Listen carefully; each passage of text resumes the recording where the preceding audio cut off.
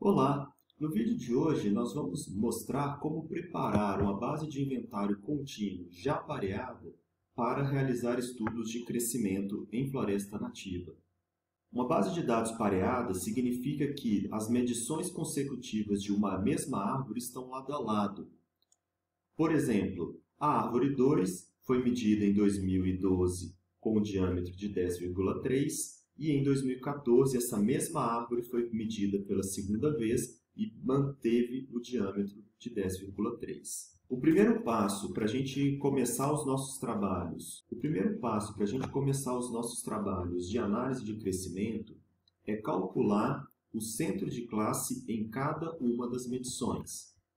Para isso, a gente cria uma coluna, vamos chamar de centro de classe 2012 e realizar o cálculo do centro de classe, que vai ser o valor inteiro da divisão do diâmetro pelo centro de classe, que nós vamos considerar como 5 centímetros, vezes o intervalo de classe, 5 centímetros, mais o intervalo de classe dividido por 2.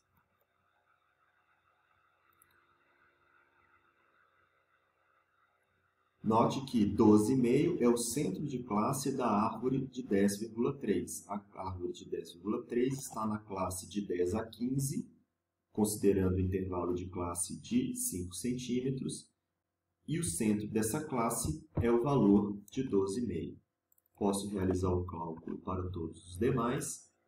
E agora, o centro de classe de 2014. Posso copiar essa fórmula, colá-la aqui e verificar se a fórmula está buscando a célula correta, nesse caso, DAP 2014. Arrasto para as demais árvores. E agora eu tenho os dois centros de classe das árvores na primeira medição e das árvores na segunda medição. O próximo passo é calcular o incremento diamétrico. O incremento diamétrico é a diferença entre dois diâmetros consecutivos, ou seja, o diâmetro em 2014 menos o diâmetro em 2012.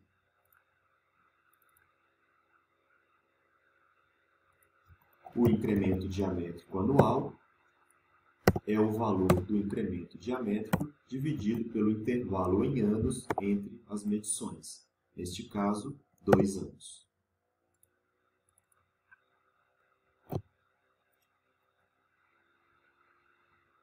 É possível perceber que algumas situações interessantes aparecem em nossa base de dados, como, por exemplo, o cálculo do incremento para árvores em que eu só tenho uma medição. Por exemplo, aqui eu tive a medição em 2012, mas eu não tive medição em 2014. Dessa forma, o incremento diamétrico não pode ser calculado.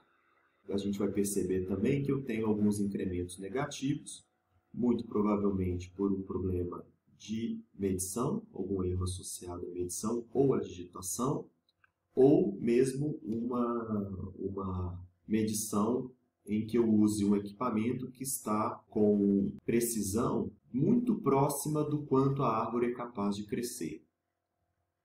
Ou situações em que a árvore cresça com valores muito altos.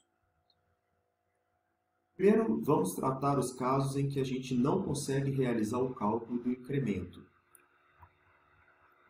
Então, eu vou chamar agora de IDA sem NA. Para remover, então, esses NAs, vamos usar a função SINA ou IFNA, pedindo que, caso seja NA, a célula passe a ser vazia.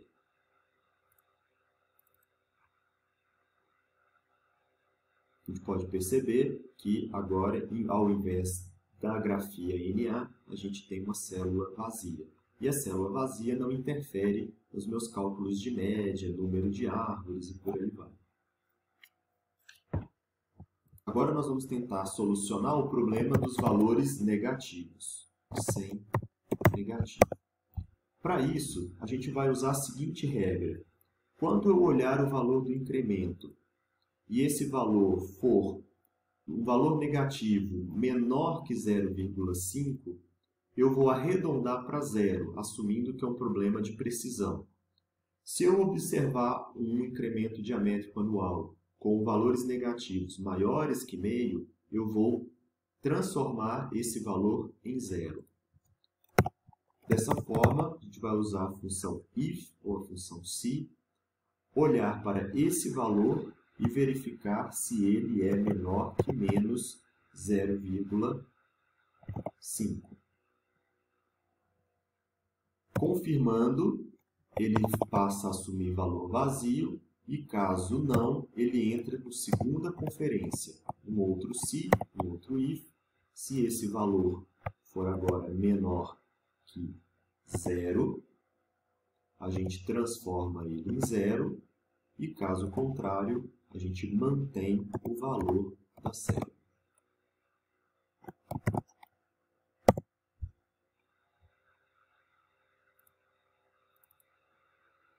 Aplico a fórmula para todo mundo e aqui a gente já começa a perceber esse valor, como ele é um negativo maior que 0,5, ele fica em 0, já aqui, que é 0,2 menor que 0,5, ele é transformado em 0.